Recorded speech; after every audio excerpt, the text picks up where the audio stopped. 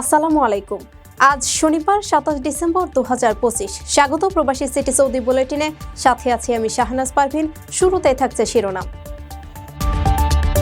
মধ্যপ্রাচ্যের শ্রমবাজারে সুবাতাস, 15 লাখ কর্মী নিবে সৌদি আমিরাত।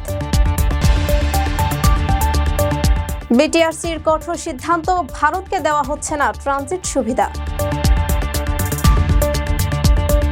প্রবাসীদের স্বাস্থ্য সুরক্ষায় সৌদিতে বিশেষ উদ্যোগ, নজরে মেডিকেল সেন্টার। মালয়েশিয়ায় মাদকের বড় চালান জব্দ, গ্রেপ্তার 3 প্রবাসী। ইয়েমেনে ফের সংঘাত, সৌদির বিমান হামলা। দর্শক দেখছিলেন শিরোনাম, এবারে পুরো খবর।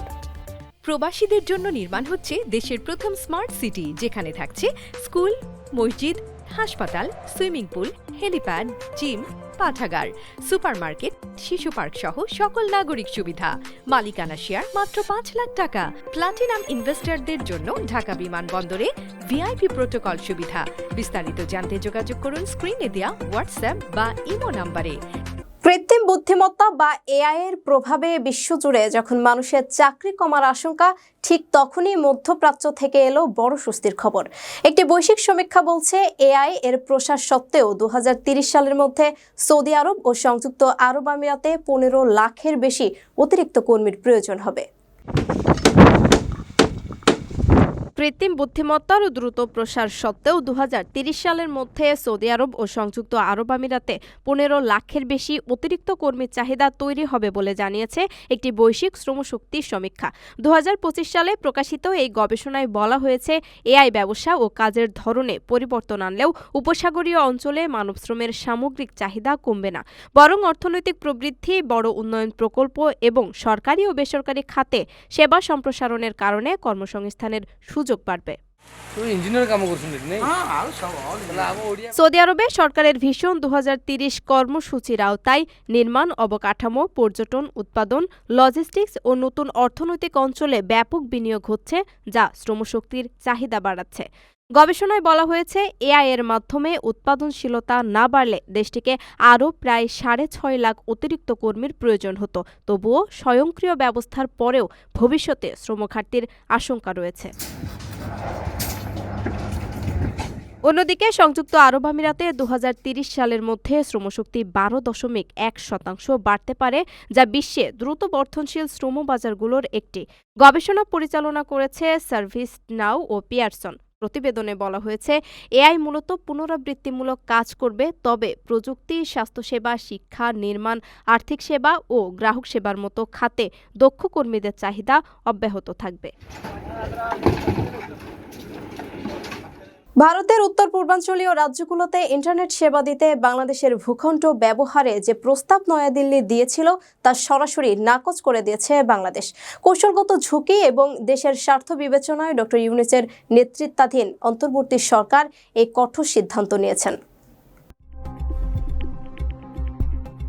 আঞ্চলিক ভূ-রাজনৈতিক ও কৌশলগত বিবেচনায় ভারতকে দেওয়া একটি গুরুত্বপূর্ণ প্রস্তাব প্রত্যাখ্যান করেছে বাংলাদেশ।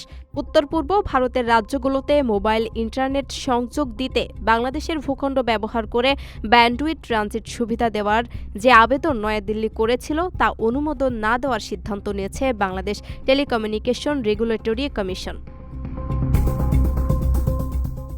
আনন্দবাজার পত্রিকার খবরে জানানো হয়, ডক্টর মোহাম্মদ ইউনূসের নেতৃত্বাধীন অন্তর্বর্তী সরকারের সিদ্ধান্ত অনুযায়ী এই ট্রানজিট সুবিধা আর দেওয়া হচ্ছে না। এ বিষয়ে গত 1 ডিসেম্বর বিটিআরসি একটি আনুষ্ঠানিক নির্দেশনাও জারি করেছে। সরকারের একটি সূত্র জানিয়েছে, এ ধরনের ট্রানজিট অনুমোদন দিলে আঞ্চলিক ডিজিটাল হাব হিসেবে বাংলাদেশের কৌশলগত অবস্থান দুর্বল হয়ে পড়তে পারে। এই আশঙ্কা থেকেই প্রস্তাবটি নাকচ করা হয়েছে।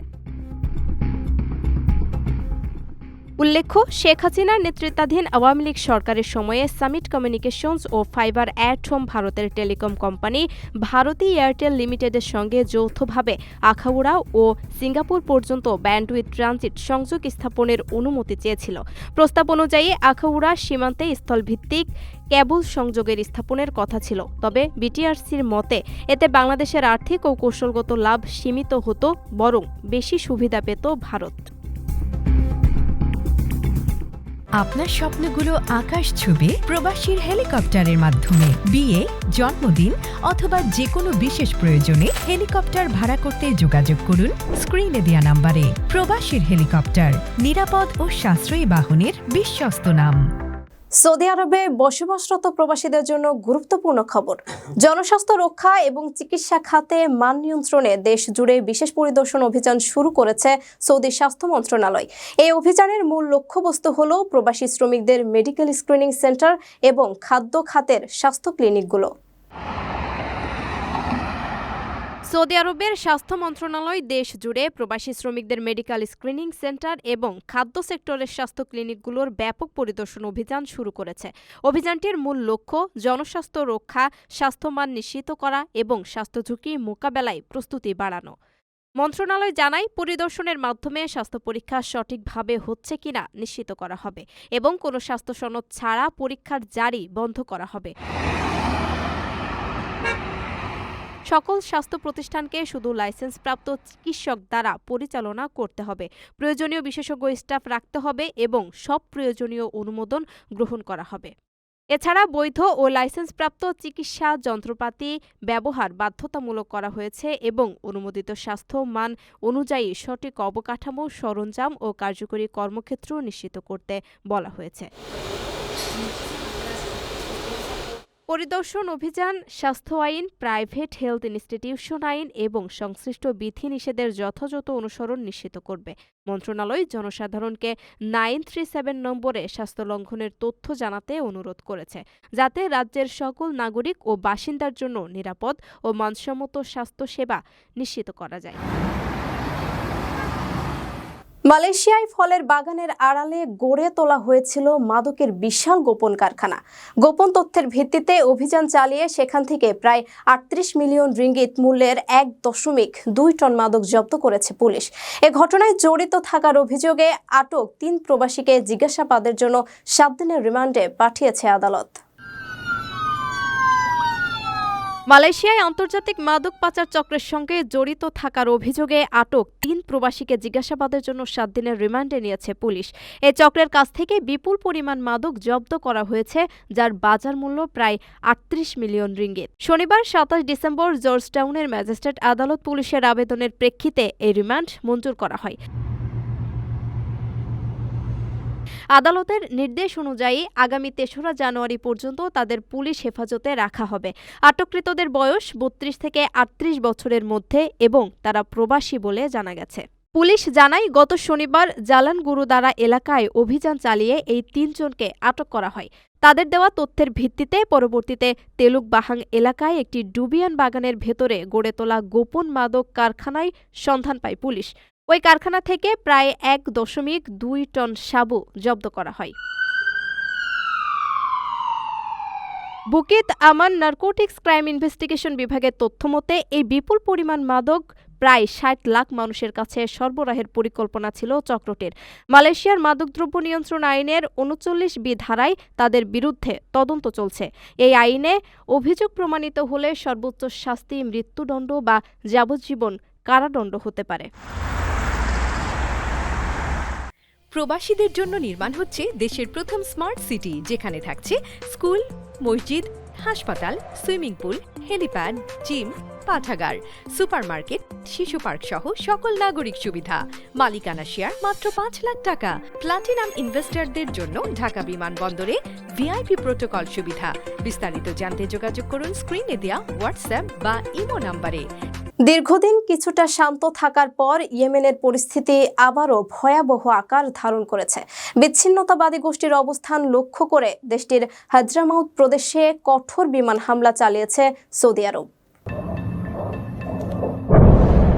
দীর্ঘদিন শান্ত থাকার পর ইয়েমেনে আবারও সংঘাত বৃদ্ধি পেয়েছে। দেশটির দক্ষিণাঞ্চলীয় হাদ্রামাউত প্রদেশে বিচ্ছিন্নতাবাদী গোষ্ঠীর অবস্থান লক্ষ্য করে সৌদি আরব ভয়াবহ বিমান হামলা চালিয়েছে। স্থানীয় সংবাদ মাধ্যম অ্যাডেন ইন্ডিপেন্ডেন্ট জানিয়েছে, হামলার লক্ষ্য ছিল হাদ্রামি এলিট ফোর্সের ঘাঁটি। সংযুক্ত আরব আমিরাত সমর্থিত সাউদার্ন ট্রানজিশনাল কাউন্সিল জানিয়েছে অন্তত 2টি বিমান হামলা করা হয়েছে। হামলার একদিন আগে সৌদি আরব বিচ্ছিন্নতাবাদীদের দখল করা এলাকা ছেড়ে দেওয়ার চূড়ান্ত আলটিমেটাম দিয়েছিল। ইয়েমেনের আন্তর্জাতিকভাবে স্বীকৃত সরকার বিভিন্ন রাজনৈতিক ও সামরিক গোষ্ঠীর সমন্বয়ে গঠিত এবং তারা ইরাক সমর্থিত হুতি বিদ্রোহীদের বিরুদ্ধে লড়াই করছে। তবে এসটিসি ও সৌদি আরবের মধ্যে সাম্প্রতিক টানাপোড়েন দেশটির ভেতরের সংঘাতকে আরও জটিল করেছে। জাতিসংঘ মহাসচিব অ্যান্তোনিও গুতেরেস সতর্ক করে বলেছেন, এসটিসির সামরিক অগ্রগতি ইয়েমেনকে বিভাজিত করতে পারে এবং পূর্ণমাত্রা যুদ্ধের ঝুঁকি বাড়াতে পারে। 2014 সালে শুরু হওয়া এই সংঘাতে কয়েক লাখ মানুষ প্রাণ হারিয়েছে এবং দেশটি ভয়াবহ মানবিক সংকটে রয়েছে। সৌদি আরবের দাবি, আঞ্চলিক স্থিতিশীলতা রক্ষা ও উত্তেজনা প্রশমনের জন্যই এই সামরিক পদক্ষেপ নেওয়া হয়েছে। দর্শক দেখছিলেন প্রবাসী সিটি সৌদি বুলেটিন। শেষ করার আগে শিরোনামগুলো জানিয়ে দিচ্ছি আরও একবার। মধ্যপ্রাচ্যের শ্রমবাজারে সুবাতাস, 15 লাখ কর্মী নিবে সৌদি আমিরাত। বিটিআরসির কঠোর সিদ্ধান্ত, ভারতকে দেওয়া হচ্ছে না ট্রানজিট সুবিধা। প্রবাসীদের স্বাস্থ্য সুরক্ষায় সৌদিতে বিশেষ উদ্যোগ, নজরে মেডিকেল সেন্টার। মালয়েশিয়ায় মাদকের বড় চালান জব্দ, গ্রেপ্তার 3 প্রবাসী। ইয়েমেনে ফের সংঘাত, সৌদির বিমান হামলা। এই ছিল সৌদি বুলেটিনের আজকের আয়োজনে। প্রবাসের সর্বশেষ সংবাদ পেতে ভিজিট করুন probastoime.com, সাবস্ক্রাইব করুন আমাদের ইউটিউব চ্যানেল, চোখ রাখুন ফেসবুক পেজে। পরবর্তী বুলেটিন দেখার আমন্ত্রণ জানিয়ে আজকের মতো বিদায় নিচ্ছি আমি শাহনাজ পারভিন। সে পর্যন্ত সবাই ভালো থাকবেন, নিরাপদে থাকবেন। আল্লাহ হাফেজ।